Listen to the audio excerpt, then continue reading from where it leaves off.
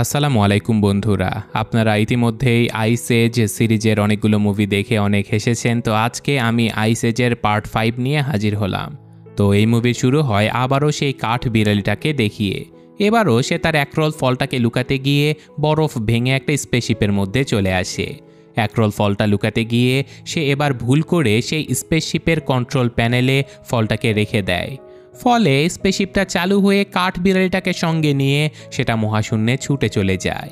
এদিকে কিন্তু কাঠ বিড়ালির স্পেসশিপ চালানোর অভিজ্ঞতা একদমই ছিল না। এই কারণে সে সরাসরি এমন একটা জায়গাতে পৌঁছে যায় যেখানে ইউনিভার্সের সকল প্ল্যানেট বলের মতো করে সাজানো ছিল।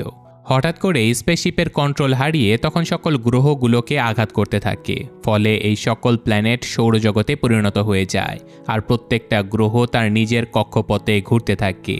আর এবার আমরা ম্যানিকে দেখতে পাই যে ম্যানি তার মেয়ে পিসেসের সাথে গেম খেলছিল। খেলতে খেলতে পিসেস তার বাবাকে একসময় হারিয়ে দেয়। তো এরই সাথে আমরা নতুন একজন চরিত্রের সাথে পরিচিত হই যার নাম হলো জুলিয়ান। সে ছিল একদম খুবই শান্ত আর খুবই শীঘ্রই সে আর পিসেস বিয়ে করতে যাচ্ছিল। কিন্তু ম্যানি আবার জুলিয়ানকে তেমন একটা পছন্দ করতো না। কিন্তু জুলিয়ান সব সময় সবার মন ভালো করার চেষ্টা করত। এমনকি সে তার হবু শাশুড়ি মাকে ইমপ্রেস করার জন্য পিসেসকে একটা ফুলের তোড়া উপহার দেয়। তবুও ম্যানির এইসব কিছু একদমই ভালো লাগে না। তাই এলি জুলিয়ানকে বলে পিসেসকে নিয়ে একটু ঘুরে আসার জন্য, কারণ কিছুদিন পরেই তাদের বিয়ে হতে চলেছিল। অন্যদিকে আমরা সিডকে দেখতে পাই যে কিনা তার লাইফ পার্টনারকে বিয়ে করার প্রপোজ করার জন্য বিভিন্ন ধরনের প্রস্তুতি নিচ্ছিল।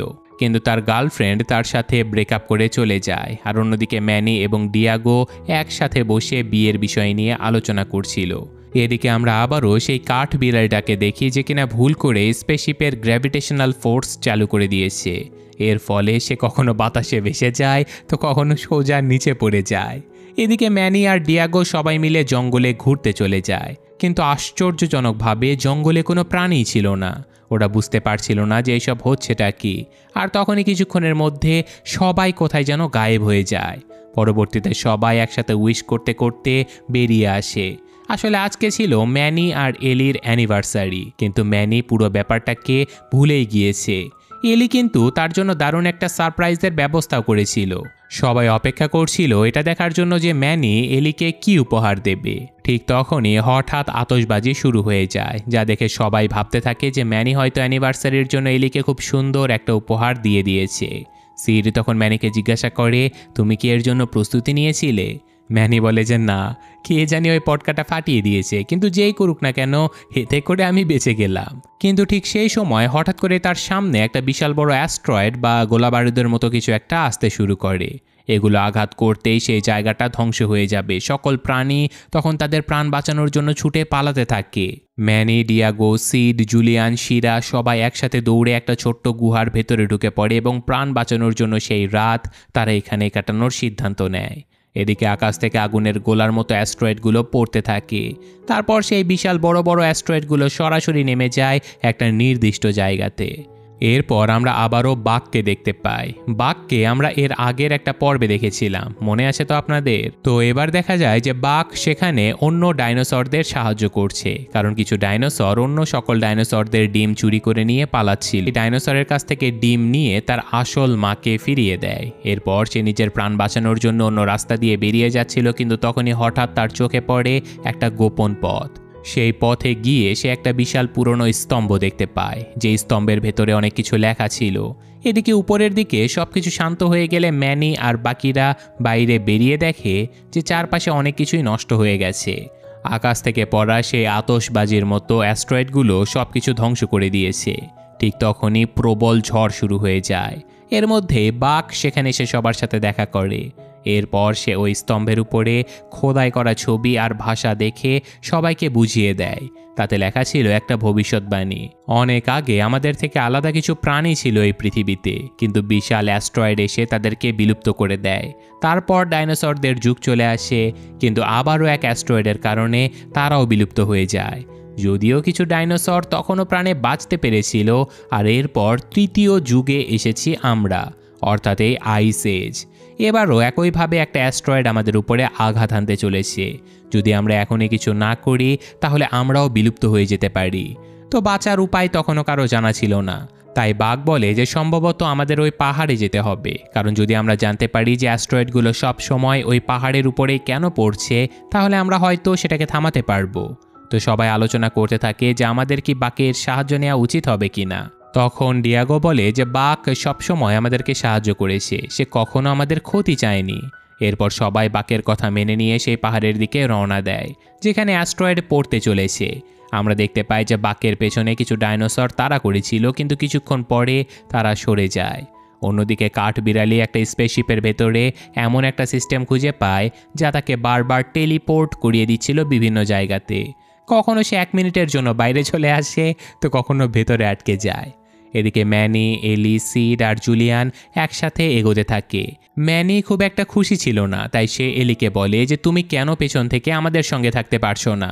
তখন এলি তাকে বোঝায় তোমার উচিত জুলিয়ানের সঙ্গে কিছুটা সময় কাটানো। জুলিয়ান খুবই ভালো একটা হাতি, হয়তো ওর জন্যই এই যাত্রা অনেক সুখকর হতে চলেছে। কিন্তু ঠিক তখনই বাঘ কিছু অদ্ভুত পাথর খুঁজে পায়। এগুলো দেখতে ম্যাগনেটিক স্টোনের মতো ছিল। বাঘের মনে হয় যে তারা একদম সঠিক পথে আছে, কারণ এই পাথরগুলো তাদের ঠিক সেই জায়গাতে নিয়ে যাবে যেখানে তাদের যাওয়ার দরকার। এদিকে বাঘ এই ম্যাগনেটিক পাথরগুলো দেখে বুঝতে পারে যে অ্যাস্ট্রয়েড আসলে এই ম্যাগনেটিক পাথরের প্রতি আকৃষ্ট হচ্ছে। তাই বাঘ বলে যদি আমরা এই বিশাল ম্যাগনেটিক স্টোনটাকে মহাকাশে পাঠিয়ে দিতে পারি, তাহলে অ্যাস্ট্রয়েড ওই স্টোনের দিকে চলে যাবে আর পৃথিবীটা বেঁচে যাবে। কিন্তু সমস্যা হলো এত বড় পাথর কোথা থেকে আনা হবে এবং সেটাকে কিভাবে বা মহাকাশে পাঠানো হবে। কিভাবে এই বিশাল পাথরটাকে মহাকাশে পাঠানো হবে সেই ব্যাপারে পরে জানা যাবে, কিন্তু তার আগে এত বড় পাথর জোগাড় করার জন্য তারা সবার আগে ছোট ছোট পাথর সংগ্রহ করতে থাকে। তারা ভেবেছিল এই ছোট পাথরগুলো একত্রিত করে একটা বড় পাথর বানাবে। এরপর বাঘ সকল প্রাণীগুলোকে নিয়ে খোলা পথে এগিয়ে যেতে থাকে, আর তখনই তার সামনে ডাইনোসরেরা চলে আসে। তো প্রাণীদেরকে বাঁচানোর জন্য বাঘ তাদেরকে ঘন জঙ্গলের ভেতরে পাঠিয়ে দেয়, কিন্তু সামনে গিয়ে তারা আরেকটা বড় সমস্যার সম্মুখীন হয়। অন্যদিকে আমরা দেখতে পাই সেই কাঠ বিড়ালিকে, যেখানে তার একরলের খোঁজে এবার তো পুরো চাঁদটাকেই ঘুরিয়ে দিয়েছে। এর ফলে গ্র্যাভিটির পরিবর্তন হয় এবং পানি উপরের দিকে উঠে যেতে থাকে। আর ঠিক সেই সময় আবারও তাদের সামনে বৈদ্যুতিক ঝড় শুরু হয়ে যায়। প্রাণীরা সবাই সেই ঝড়ের মধ্যে ফেঁসে যায়। ম্যানি আর এলি তাদেরকে সাহায্য করতে দৌড়ে ছুটে আসে, কিন্তু দুর্ভাগ্যবশত তারা নিজেরাই ফেঁসে যায়। আর কিছুক্ষণের মধ্যেই সেই বিদ্যুতের প্রভাব দূর হয়ে যায়, যাতে করে ম্যানি ও এলি সেখান থেকে বের হতে পারে। এদিকে অ্যাস্ট্রয়েড পৃথিবীতে আঘাত হানতে এখনও পুরো 1 দিন বাকি ছিল, তাই তারা সবাই কিছুক্ষণ বিশ্রামের সিদ্ধান্ত নেয়। এই সময় জুলিয়ান আর পিসেসের মধ্যে বন্ধুত্ব আরও গভীর হয়ে যায়। ডিয়াগো তখন পিসেসকে বলে যে জুলিয়ান সত্যি অনেক ভালো একটা ছেলে, তোমার উচিত তার সঙ্গে কিছুটা সময় কাটানো।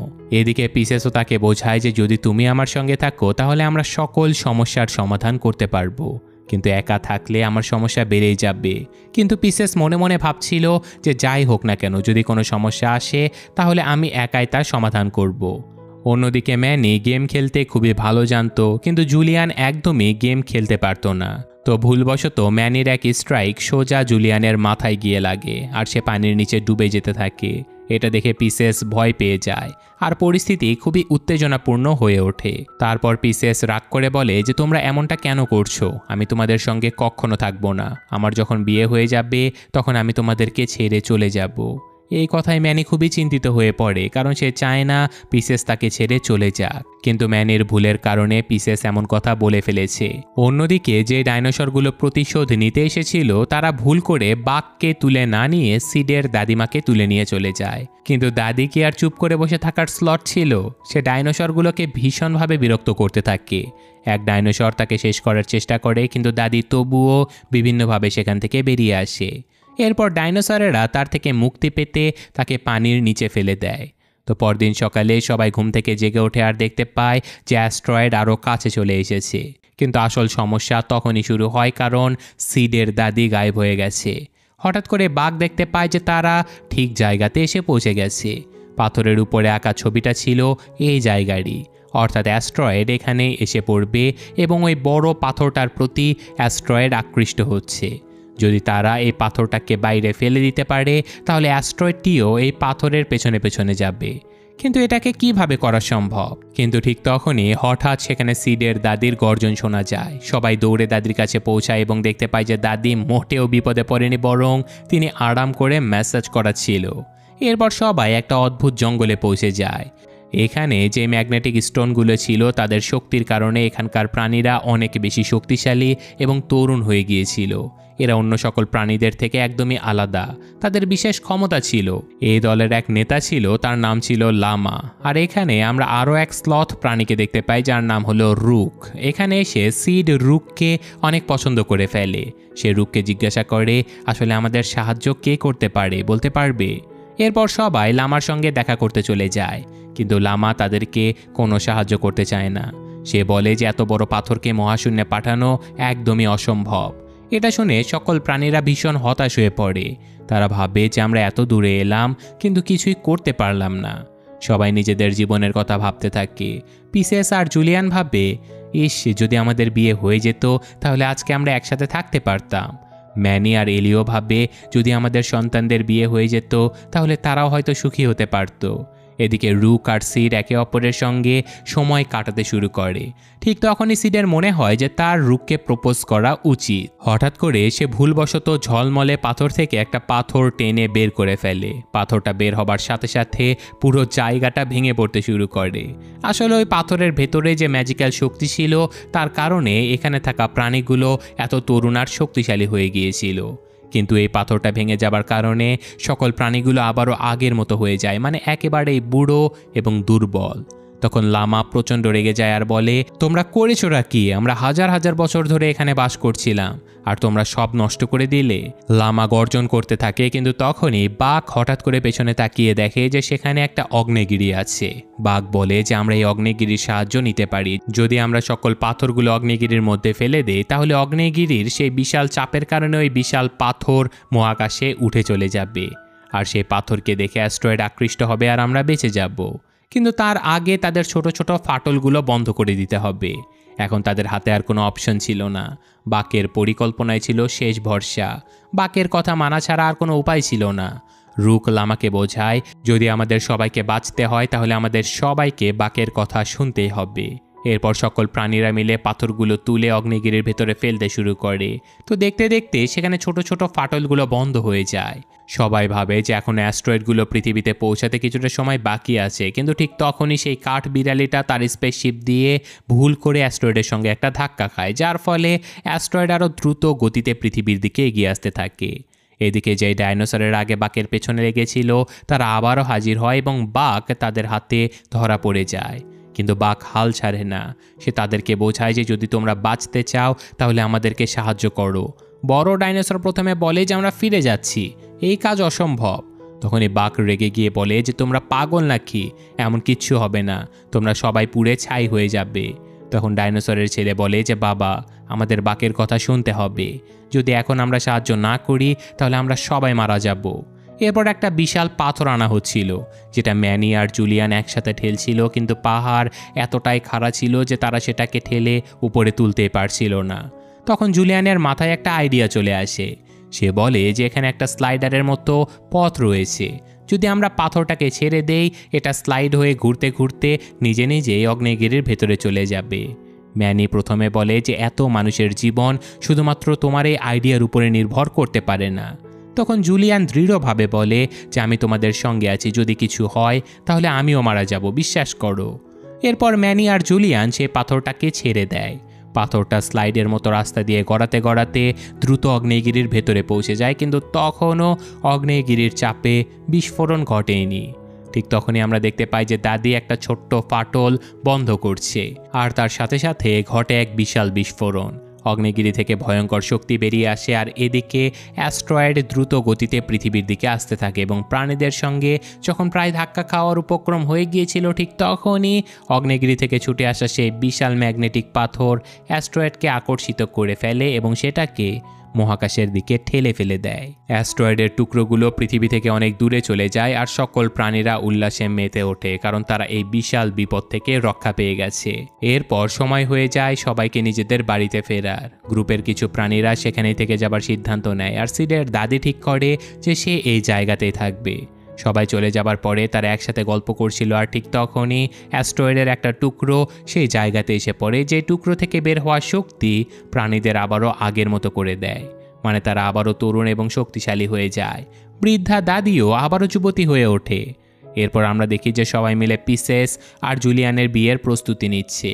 এদিকে ডিয়াগো আর শিরা সবসময় ভাবত যে এই প্রাণীরা কি আমাদেরকে মেনে নেবে, কিন্তু এখন তারা সবার জীবন বাঁচিয়েছে, এমনকি ছোট ছোট বাচ্চারাও ডিয়াগো আর শিরাকে পছন্দ করতে শুরু করে। এদিকে পিসেস খুবই নার্ভাস, কারণ আজকে তার বিয়ে হবার দিন। তখন ম্যানি আর এলি পিসেসকে নিয়ে যায় এবং তাকে সাহস যোগায়, তাকে বলে যে তুমি দারুণ বউ হবে। এরপর পিসেস আর জুলিয়ানের বিয়ে হয়ে যায়। আর এরপর আমরা দেখতে পাই সিডের সঙ্গে দেখা করার জন্য সেই পাথরের ভেতরে থাকা কিছু স্লথ প্রাণীরাও চলে আসে। রুক সিডকে বলে যে সে তার সঙ্গে এখানেই থাকতে চায়।